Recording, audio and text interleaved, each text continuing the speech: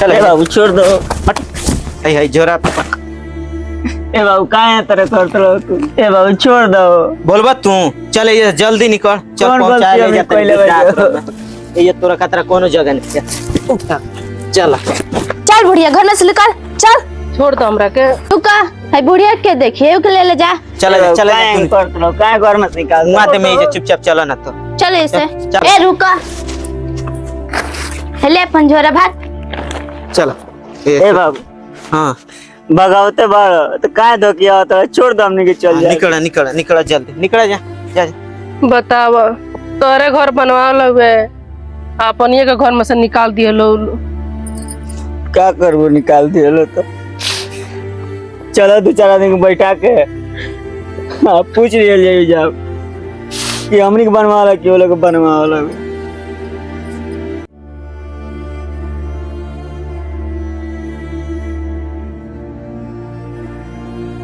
ए प्रधान जी ये हमारे लड़का बाड़े इनके पूरे शौक हम पूरा करनी इनके पढ़ाईबो करनी इनके नौकरी लगवा दनी कुछ खेत रहे कुछ बेच के इनकरा में लगवानी कि पढ़ लिख के बाबा हमारे होशियार है कुछ नौकरी उकरी मिल जाये मिल गई अभी हमारे घर में से मार के निकालत है उन्हें कर शहर में जाके अपन किन के घर द्वार बनवा बड़ा कहत रहे जैसे भागा जाइए हम ना रहे ये तनी कुछ नहीं कि मर जब तो हमरे न होई कहते हैं जा वृद्धा आश्रम में बताइए अब इनके सोचलिए कि लड़का हो गए हमनी के साथ दिए सियान हो गए हमने की पिए हमने की सेवा सत्कार करिए हमने कह दे तेरा घर से रवे सब पंचायती कह दीजा।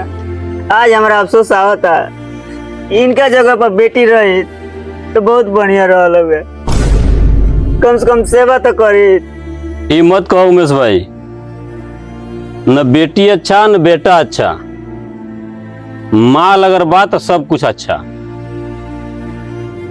जब माल रही अपन लगना तो सेवा केहू को सकेला। आए तक बेटी के लोग तारीफ कैले बा हमहू सुन लेवन हम खुद करी ले कि बेटा से बढ़िया बेटी बा। बेटी के लक्ष्मी लोग मानेला घर में पैदा होले तो लोग कहेला लक्ष्मी हमारे घरे आ गई बा। बेटी के देवी लोग मानेला पूरा देश में मानल जाला सब लोग कहेला कि देवी के अंश होला बेटी में आ बेटी के लक्ष्मी भी लोग मानेला। जितना सम्मान बेटी के होला लोग करेला उतना सम्मान बेटा के नहीं लोग करेला। कोनो दोष अगर दिहल जाला तो बेटा के दिहल जाला बेटी के नहीं। उमेश भाई 2-3 दिन पहले के सच्ची घटना हम बताओ तनी जौन महाराष्ट्र में भइल बा ओकरे वजह से आज बेटी पर लोग प्रश्न उठावता अब पूरा देश जान गइल बा। और बतिया आप जानब न तो पैरवा के नीचवा से जमीन घसक जाई। उ जे वीडियो देखले बा ओकरे आँखी से आंसू सुनाई खून चुअल बा। हम खुद देखल वानी वीडियो हम खुद तड़पे लगनी वीडियो देख के हमरा खुद ए पर तरस आवत रहे कि बेटी या बेटा पैदा कल सब व्यर्थ बा। हाथ में अगर पैसा बा सब कुछ ठीक बा। महाराष्ट्र के हम बताओ तनी बात 2-3 दिन भइल सुन के छाती फाट गई हमार। एगो सेठ जी रहने बहुत बड़हन व्यापारी रहने कपड़ा के 3 गो बेटी उनका रहली। वो 3 गो बेटी खातिर सारा कुछ न्यौछावर को दिले पढ़ौले लिखौले सब कुछ कैले नौकरी भी दियोले 1 नंबर लड़की हो गई सो शादी विवाह भी कर दिले सारा व्यवसाय अपने हर और कह के मतलब सब कुछ बर्बाद कऽ के बियाह शादी कर दिले। आ जौन रहल घर के जमीन फैक्ट्री कंपनी जौन भी उनके लग रहा है वो सब उनके नावे भी कर दिले। लास्ट में जब बुढ़ापा आ गई हो उनके दुल्हन बीमार हो गई हो दवाई भी करावे खातिर चाहे देखे खातिर कोनो लड़की ना अली सो जब भी फोन करें चाहे बतावे तो कहें कुल हम बहुत व्यस्त बानी हमारे लग समय नहीं है सब अपने अपने काम व्यस्त। जैसे कि जितना भी सेठ जी के धन रहल सब लड़की को उनके दे दिए लड़की कुल अपन हिसाब से बिजनेस खोल लिया बाबू अपन लगली कुछ चलावे। अब माई बाप को भुला गई कुल कि हमार माई बाप रहे मजबूर होके जब नए अल सो इनके सेवा करे तो क्या करें ये बेचारू अपने दुल्हन के लेके सब घर द्वार तो कोई दिल रहा ये अपने दुल्हन के लेके वृद्धा आश्रम में चल गई ना। वृद्धा आश्रम में लगने रहे कुछ दिन के बाद बूढ़ा एकदम बीमार हो गई हालत सीरियस हो गई फोन गई लड़की कुन के लोग ना अली सो बूढ़ा मर गईली, उनके जौन बाद दाह संस्कार जौन भी करे वाला रही रहने कैले काम क्रिया कहीं कुछ दिन के बाद इहो बीमार पड़ गए। तो ई कोई संजोग ठीक रहे कि सारा नंबर डिटेल सब कुछ पता अपन लिख के वृद्धाश्रम में सब कुछ जमा रहेला और रहल लड़की को उनके तीनों का नंबर रहे, सब कुछ पता होता रहे। वृद्धाश्रम के जो मालिक होते हैं वो मालिक जौन बा फोन कैले लड़की को उनके लोग कि तार बाबूजी बीमार बने, बहुत हालत खराब बा। लड़की कहली सो हमारे लग समय नहीं के आवे के ना अली सो कोनो अने कोनो उनसे बात कैली सो जब बीमार हो गई एक्सपायर हो गई। अगर तू देख ले तब वीडियो तहर आत्मा लगी तो रोए तड़पे लगता मछली की तरह। अतने ना उमेश भाई लास्ट में जब चीता सजा दिया गल सेठ जी के तो वृद्धाश्रम के जो मालिक रहने वो कहने अगर ना एगो लड़की आई तो दूसरे आई, दूसरे आई, तीसरी आई, 3 गो लड़की रही। सेठ जी 2 लड़की के फोन कैले वो वृद्धाश्रम के मालिक फोन तो उठौली सो लेकिन कहली सो हमारा 1 मिनट समय नहीं खे के, हम बहुत परेशान मानी, बहुत काम बा लंबा। तीसरा लड़की के जब फोन कैले मालिक तो फोन उठौलस। हो सकता ओकरे अंदर ऐसा भइल हो कि हमार बाप मरल बने, उनके दाह संस्कार करे के बा। अच्छा जौन भी सोच के समाज से बचे खातिर जौन भी कैले होके वो 5100 रुपया चंदा दे दिलस। अब वीडियो कॉलिंग कैलस, बहुत रिक्वेस्ट कैले पर आ कहलस कि जल्दी जराओ जा, हम देख ले तनी आ जल्दी जराओ जा। आ जो वीडियो कॉलिंग कैलस ना बारिश आ गई ओकर वजह से लेट हो गई दाह संस्कार कैले में। एकदम तेजिया गल हमरा कहीं जाए के बा, खाए के बा, नहाए के बा, हमरा लग समय नहीं के, जल्दी जराओ जा, जल्दी खत्म कर जा। कौने बेटी की बात करता तू? एक वजह से लोग प्रश्नवाचक चिन्ह बेटी पर लगावता। आइले बेटे के लोग कहत रहा, बेटियों के लोग कहता। अतना बढ़न जेकर प्रॉपर्टी रहे जे अपने बेटी को उनके दिहलस, पढ़ा लिखा के शिक्षित बना को लायक बना दिहलस, ओकर ही हाल हो गई तो हमार तहार कौन बात बा। यही से हम कहतनी न बेटी अच्छा न बेटा अच्छा, सबसे अच्छा माल अच्छा। अगर तार लग बात सब तार सेवा करी, तार लग लोग आई तसे जुड़ी। जब ये खत्म हो जाए ना तो केहू नहीं तक पूछी मस भाई, केहू नहीं पूछी अतने नहीं बा। हम तो अपने बेटी के अतना सेवा कल जाता, लक्ष्मी बूझ के ओकर रखल जाता, पढ़ाओ लिखाओ जाता, सारा खुशी ओके दिहल जाता। पूरा 18 साल 20 साल के प्यार हमनी के भुला के और साल भर 6 महीना के प्यार में भटक जाता। हमके तक छोड़ के हमार तार इज्जत बर्बाद करके घर छोड़ के वो भाग जाती है। केकरे विश्वास करत लो भाई, केकरे विश्वास करत लो?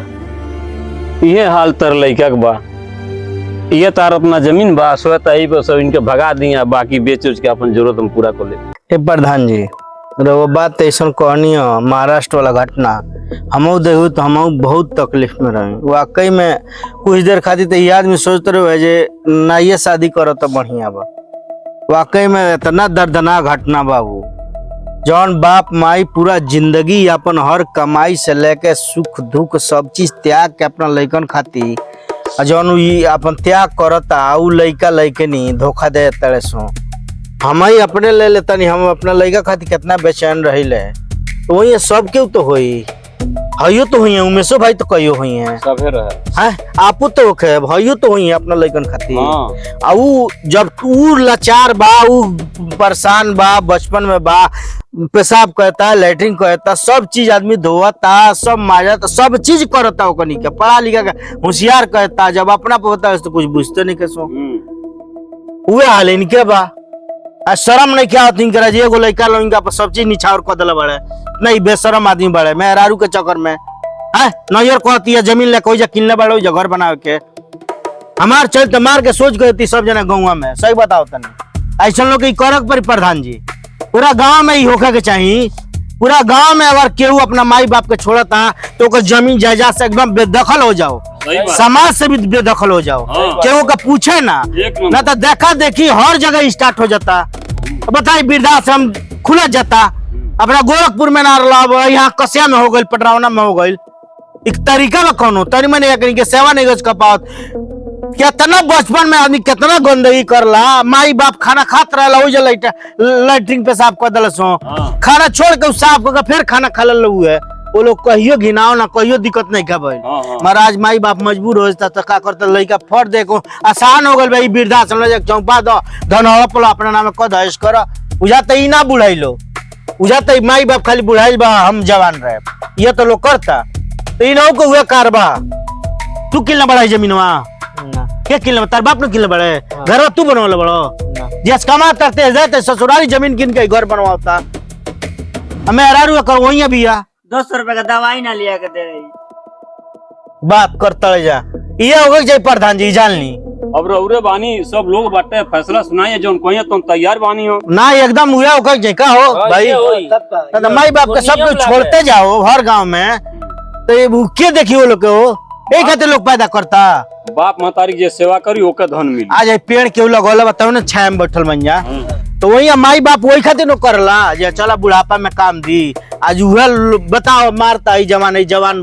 बरियार बता मारता बाप माई के बरा ता हो बेचारी सोनी करे जातड़ी है बरा खेत सोई के लिया खाना खाला लो आई जगह ने जाले मजदूरी करे केहू के कुछ कर ले केहू कुछ कर ले हैं आई नौकरी करता लोग सब के तैयार बा का कहते जे बताई सही बात है, सही बात बा जे तर करे ओके गांव से खदेड़ दिया जा कौनो जमीन फमीन ना दिया उनके हाँ उनके रही जा सपना कमा सपना बनाओ ये होगा चाहिए उचित पंचायत का उमेश भाई का कहत तू ए प्रधान जी रे सब जगह नहीं फरियाब जाऊंगा माने के तैयार बने का भाई का कहत तू प्रधान जी हमारी बात सुनो हम ये गांव के नागरिक हैं सही बात बा हम ये कहतनी कि तक प्रधान बनौलो बन जाते एगो नियम कायम करो कि ये गांव में आज के बाद से कोनो लड़का इतर करता तो बेमरा ते गांव से दखल कर दो मार पीट के सही बात ठीक ना तू खाली खड़ा हो तू मालिक बड़ा गांव तारे बगैर कर से सोच कर दे जा पुलिस भी एंट्री नहीं कर सके गांव में प्रधान के इतना बड़ा पद होला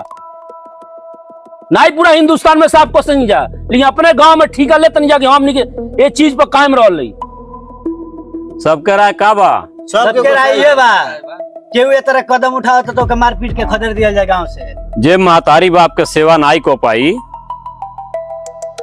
ये बात सही बा आप लोग के बातें के हम सपोर्ट करत तनी जे अपने महतारी बाप के सेवा नहीं करी ओकर शायद दुर्व्यवहार अगर करी मारता पीटता चाहे भोजन नहीं देता सेवा नहीं करता ओके तत्काल प्रभाव से घर में से बाहर निकाल के आउट को दिल जा चल जाओ बाहर गांव में नहीं रही घर में से ना गांव में नहीं रही गांव से प्रधान जी 5 साल खातिर प्रधान बानी ना हाँ ई तो कानून ठीक बा मान लीजिए साहब गरीब बा ओकर लड़का छोड़ देता तो ओकरो एगो व्यवस्था होवे के चाहिए हाँ। ओकर जिम्मेदारी आपके रही अच्छा आ कोटदार से कह के हाँ। चोरा कोटदार बेचत लो हाँ तो ओकर राशन चाहे राशन कार्ड में नाम होके चाहे ना होके ओकर दिवावल आपके फर्ज बा ठीक बा जान लिया आवास ओकर दिवावल एकदम फर्ज बा ठीक बा तब लड़का सुधी आई लो एंगना सुधी आई लो तब बुझ मजबूर बाढ़ लो जौन कहब तौन करी लो जहाँ चाहे रही लो तो ये आपके जिम्मेदारी बा बाकी इनका से बतिया ली का करे के बा हमसे जो होखे वाला बा हम लागू कहते नहीं अपने ग्राम सभा में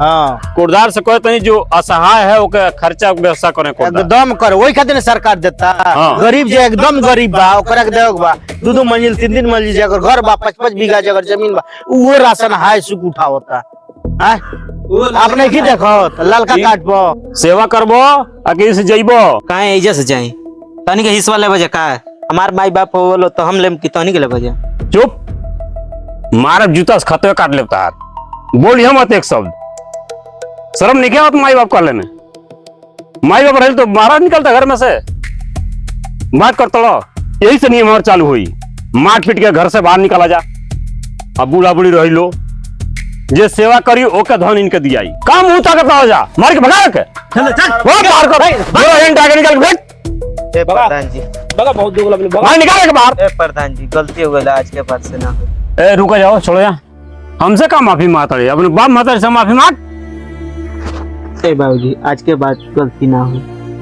ए बाबू बचपन में लगता था माफे कोई नहीं आज यू माफ करे तनी आज के बाद कुछ ना कर तू तो हमार जान के टुकड़ा बड़ा तेरा सिवा मर के बाहो चलो तू हमारे संगे करता आज के बाद ना हो लिया के जा घर ए प्रधान जी बोलो ये लेके जा घर अपना आज के बाद तनिको शिकायत सुना गई तो पूरा गांव को लोग आदेश देता नहीं हो जब कुछ बोल दिला अपने महतारी बाप के तो पूरा गांव के लोग झुक के दम भर पहले मरिया जा, ओकर बाद हमारे लग फोन जाए के चाहिए।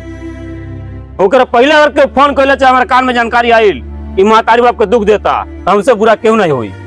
बताए तनी हमारा आदेश बा। चल ठीक है प्रधान जी।